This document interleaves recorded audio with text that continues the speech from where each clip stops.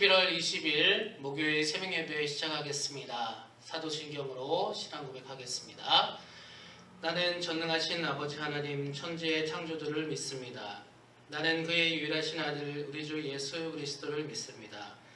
그는 성령으로 잉태되어 동정녀 마리아에게서 나시고 본디오 빌라도에게 고난을 받아 십자가에 못 박혀 죽으시고 장사된 지 사흘 만에 죽은 자 가운데서 다시 살아나셨으며 하늘에 오르시어 전능하신 아버지 하나님 우편에 앉아 계시다가 거기로부터 살아있는 자와 죽은 자를 심판하러 오십니다.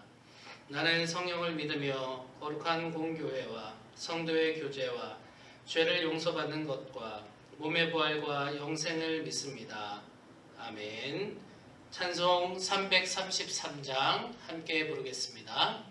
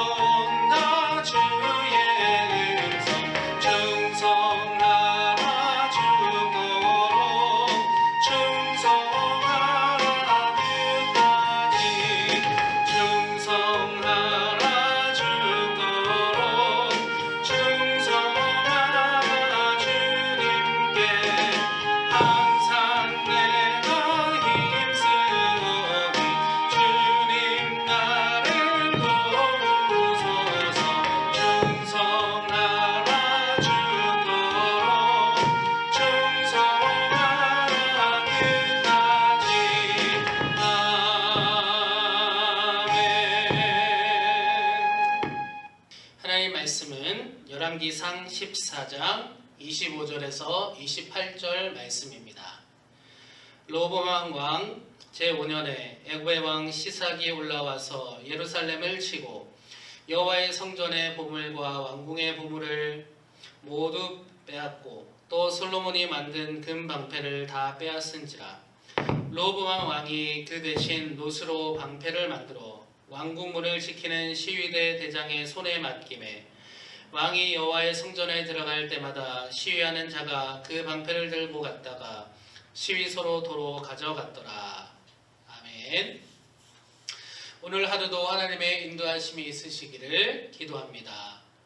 오늘 본문의 왕의 이름은 르호보암입니다. 솔로몬의 아들이죠. 그런데 이 르호보암은 하나님 앞에 악한 왕이었습니다. 어느 정도로 악한 왕이었냐면 22절에 아주 재밌게 표현을 하고 있습니다. 22절에 유다가 여호와 보시기에 악을 행하되 그의 조상들이 행한 모든 일보다 뛰어나게 하여 그 범한 죄로 여호와를 노엽게 하였으니. 악한 일을 뛰어나게 했다. 뛰어나다라는 표현은 보통 긍정적인 곳에 많이 쓰이는 것 같은데 이 악한 일을 뛰어나게 했다 이렇게 표현하는 것을 보니까 이 성경의 기자가 기록을 하면서 얼마나 어처구니 없었냐 이런 생각이 드는 것입니다. 얼마나 어처구니 없이 악을 행했으면 뛰어나게 악을 행한다 이렇게 표현을 했던 것 같다라는 감상을 본문을 읽으며 하게 되는 것입니다. 우상숭배와 하나님이 기뻐하시지 않는 가증한 일, 그리고 주변의 이방 국가들이 하고 있는 그런 일들, 그것들을 답습하고 있던 상태가 바로 지금 유다 이 나라의 상태였고, 르호보암 왕은 그것을 고치려고 하지도 않았고 그것에 대해서 경각심을 가지지도 않았고 거기에 동조하고 그냥 방치했다라는 것이죠. 그렇게 나라를 다스리니 하나님 보시기에 악한 왕으로 평가받을 수밖에 없었던 것입니다. 출애굽을 하고 또 가나안 땅을 정복하여 정착하고 또 이스라엘이라는 나라를 세워서 사울을 초대 왕으로 세우고 조금 문제가 있긴 했지만 그 대를 거쳐서 다윗 왕의 시대 때 이스라엘 나라의 정말 최전성기의 토대를 마련하고 그 아들 솔로몬이 최전성기를 맞이하여서 주변의 모든 국가가 우러러보던 나라가 바로 이스라엘 아니었습니까? 하나님이 통치하시고 하나님이 부와 기와 명예를 허락했던 그 당시에 솔로몬이 다스렸던 이스라엘, 이 최전성기의 이스라엘이 솔로몬 통치 말기에 전락하기 시작했다라는 것이죠. 그 이유는 무엇이었습니까? 솔로몬이 자신들의 후궁들의 나라를 통해서 들여온 우상들을 그냥 다 허용하고 그냥 다 방치했기 때문 아니었겠습니까? 그렇게 한 결과 솔로몬 대를 이어서 다음 왕 르호보암에 대해서는 나라가 분열이 되었고 북이스라엘과 남유다로 그렇게 분단되게 된 것이죠. 북이스라엘도 마찬가지이고 오늘 본문의 솔로몬의 아들도 통치하고 있는 이 남유다도 마찬가지로 우상숭배와 가증한 일에서 벗어나지 못하고 있었다라는 것입니다. 그 결과 어떻게 되었습니까? 솔로몬의 통치 시대에 그 모든 나라의 주변 국가에 부러움을 사던 그 이스라엘의 부와 명예는 이제 보잘것없는 것으로 전락하고 말았다라는 것입니다. 오늘 본문에서도 보실 수 있는 것처럼 원래는 왕실 근위대가 황금방패를 차고 그렇게 왕을 또 왕궁을 지켰었지만 이제는 놋방패로 전락하여 그렇게 나라를 지켰다, 왕국을 지켰다라는 것입니다. 황금방패에서 놋방패로 전락하고 있는 남유다의 현실을 보고 있는 것입니다. 아무리 찬란하고 아무리 풍요롭고 영화로운 것이라고 할지라도 하나님께서 지켜주시고 허락하시지 않는다면 이렇게 보잘것없는 것으로 전락하고 만다라는 것을 우리는 깨달을 수 있는 것입니다. 이 세상에 영원한 것은 없습니다. 영원히 부를 누리는 존재도 없고 영원히 명예를 누리는 존재도 없습니다. 아무도 없습니다. 영원한 것은 오직 하나님 나라뿐, 하나님께 속한 것일 뿐이라는 것을 우리가 잘 알아야 되겠습니다. 하나님을 잘 섬기던 이 이스라엘 백성들이 왜 이렇게 우상숭배에 빠져서 하나님과 멀어지고 또 하나님의 마음을 아프게 한 것일까요? 그것은 영원한 것이 무엇인지를 망각해버렸기 때문입니다. 바알을 섬기는 저 이웃 나라가 잘 되는 것 같은데 라는 것, 그렇게 판단을 해서 우리는 그러면 바알을 섬겨볼까? 그랬던 것이죠. 아세라를 섬기는 저 나라가 풍요로워지니까 저 나라 잘 되네, 우리도 아세라를 섬겨보자, 이렇게 했다라는 것입니다. 영원한 것은 오직 하나님만을 통해서 나오는데 그것을 깨닫지 못하고 영원하지 않는 영원해 보이는 것들, 그것들의 현혹당해서 보잘것없는 존재로 지금 전락하고 있는 것입니다. 오늘 열왕기상 14장 초반을 한번 읽어보시면 지금 제가 남유다의 이야기를 했지만 북이스라엘 이야기도 나오게 됩니다. 북이스라엘의 왕 여로보암의 이야기, 우리 13장에서도 여로보암의 이야기를 했지만 이 여로보암 왕의 이야기가 계속 이어지는데 오늘은 이 14장에는 어떤 내용이냐면 여로보암 왕의 아들이 병들었다라는 것입니다.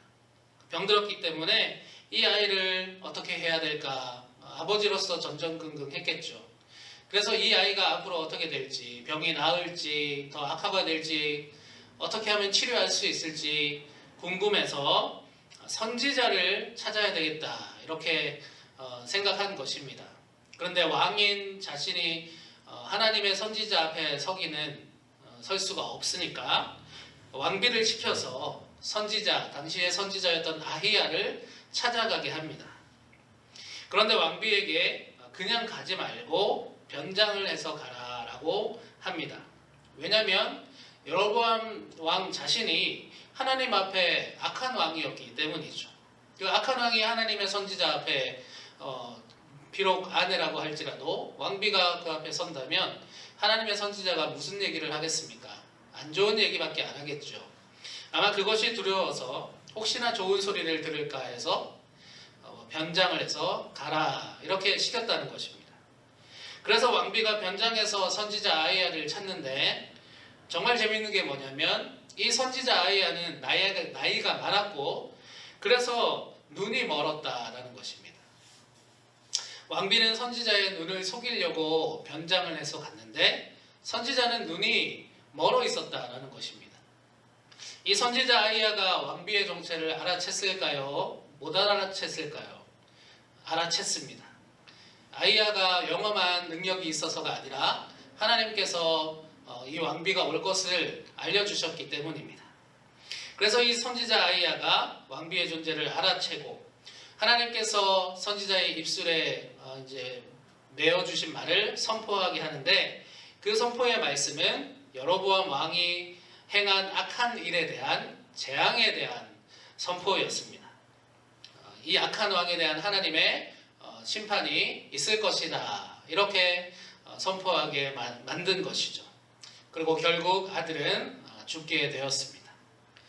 사랑하는 성도 여러분, 오늘 두 왕의 모습 잘 보십시오. 르호보암은 우상 숭배와 가증한 일에 그냥 빠져 있었습니다. 그래서 황금 방패로 대표되는 나라의 위상이 놋 방패로 전락하였습니다. 여로보암 왕은 자신의 죄악됨으로 인해서 아들이 병들었는데 그것을 어떻게 무마해 보려고 왕비를 변장까지 시켰지만 하나님께서는 다 알고 계셨고 오히려 재앙의 말을 듣고 말았습니다.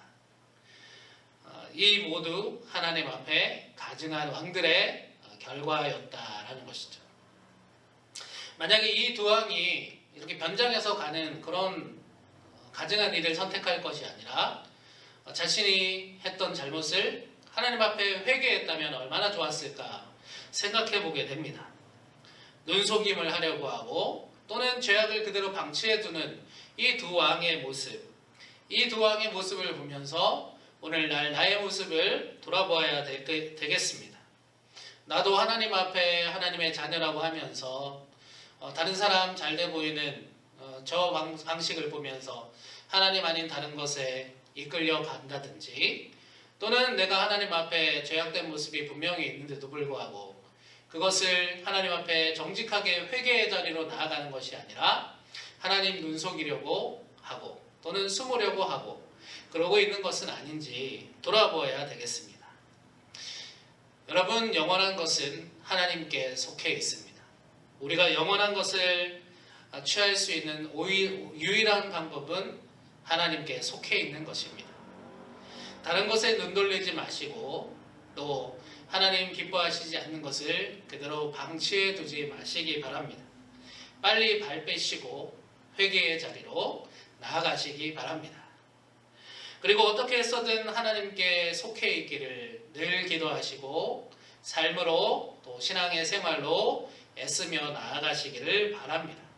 그 길만이 나를 살리는 길이며 내가 영원한 것에 속해 있는 길이기 때문입니다. 우리 모두 이렇게 하나님께 속한 자로 늘 살아갈 수 있기를 간절히 소원합니다. 주신 말씀 기억하며 기도하겠습니다. 하나님 아버지, 르호보암 왕과 여로보암 왕의 모습을 보면서 우리 자신의 모습을 돌아보기 원합니다. 이들은 하나님이 기뻐하시지 않는 우상 숭배와 가증한 것을 그냥 나라에 만연하도록 방치하였고 또 한 왕은 자신의 잘못을 변장을 통해서 무마시켜 보려고 하나님 앞에 가증한 일을 벌였습니다.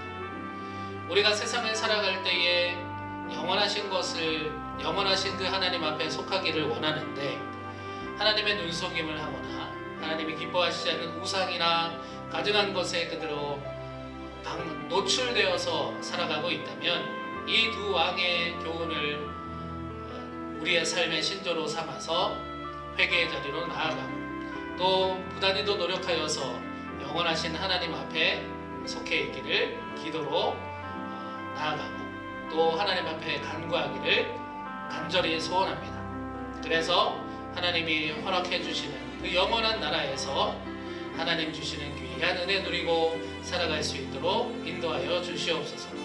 오늘 하루도 주님 주신 그 은혜 가운데 살게 하여 주시옵소서. 감사드리며 우리 주 예수 그리스도 이름으로 기도드립니다. 아멘.